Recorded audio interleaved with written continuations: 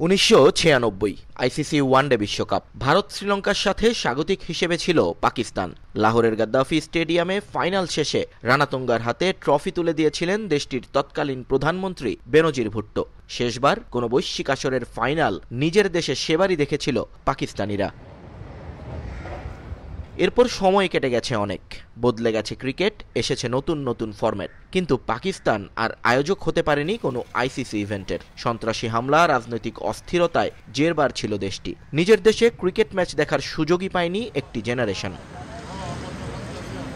অবশেষে ৩০ বছরের অপেক্ষা শেষে ২০২৫ চ্যাম্পিয়ন্স ট্রফির আয়োজক সত্য পায় পাকিস্তান। ভারতের আপত্তির মুখে পরে অবশ্য পুরো টুর্নামেন্ট নিজেদের মাটিতে আয়োজনের ক্ষমতা হারায় তারা। হাইব্রিড মডেলে টুর্নামেন্টের বেশ কিছু ম্যাচের ভেন্যু হয় দুবাই, কিন্তু এরপরও দমে যায়নি পিসিবি। চ্যাম্পিয়ন্স ট্রফির জন্য তারা সংস্কার করে করাচি, লাহোর এবং পিন্ডির স্টেডিয়াম, খরচ করে ১৮০০ কোটি পাকিস্তানি রুপি। নিরাপত্তা ব্যবস্থা ঠিকঠাক করতেও অর্থ খরচ করে পানির মতো। বানানো হয় কয়েকটি রাস্তা, আন্ডারপাস এবং ওভারপাস। সুপার প্লেয়ারদের ক্লিয়ার চয়েস, ক্লিয়ারম্যান। কিন্তু এত আয়োজন যাদের জন্য, সেই ক্রিকেটাররাই ব্যর্থ টুর্নামেন্টে টিকে থাকতে। ২ ম্যাচ হেরে গ্রুপ পর্ব থেকেই বিদায় নিয়েছেন রিজওয়ান বাবররা। ঘরের মাঠে নিজের দেশের খেলা দেখা থেকে আবারও বঞ্চিত পাকিস্তানিরা। অনেকের চোখে তাই এটা লস প্রজেক্ট আইসিসির জন্য। যদিও সাধারণ পাকিস্তানিরা ভাবেন না এভাবে। দলকে নিয়ে হতাশা থাকলেও টুর্নামেন্টের সফল আয়োজনে গর্ববোধ করেন তারা।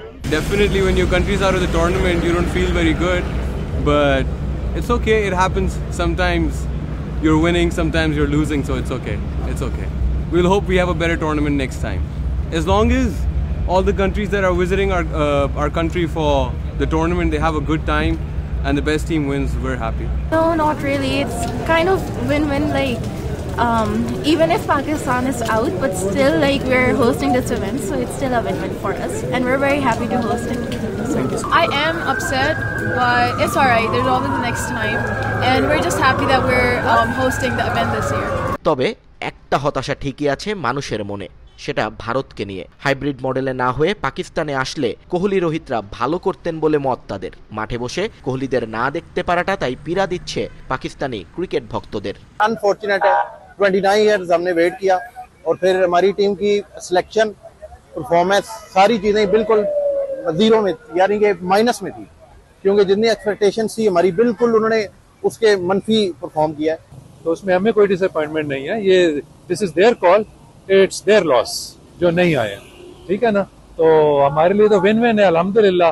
जो अगर आप समझे 8 टीमें हैं तो 7 तो आई है ना यहाँ पे, तो हार्डली मैटर्स के अगर एक नहीं भी आई हो तो अल्हम्दुलिल्लाह। मेरा ख्याल है कि हमारे लिए बहुत ये win win situation. We wish कि हम उधर उनके मुल्क में जाते हैं क्रिकेट खेलने, बहुत प्यार मिलता है हमारे प्लेयर्स को। We wish को वो भी इधर आते हैं, हम उनको खेलता हुआ देख सकते। Would have been great of course।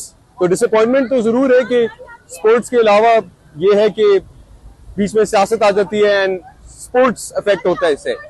बाकी ये है कि हम बाहर हुए, डिसअपॉइंटेड हैं, पर कभी जीतते हैं कभी हारते हैं, अपनी टीम को बैकअप करेंगे इंशाल्लाह। अगला इवेंट जहां पर भी होगा we'll try to do our best। Group এ তে বাংলাদেশের বিপক্ষে ম্যাচ দিয়েই শেষ হবে পাকিস্তান দলের চ্যাম্পিয়ন্স ট্রফি মিশন। এরপর অন্য দলগুলোর খেলা দেখেই দুধের স্বাদ ঘোলে মেটাতে হবে পাকিস্তানিদের।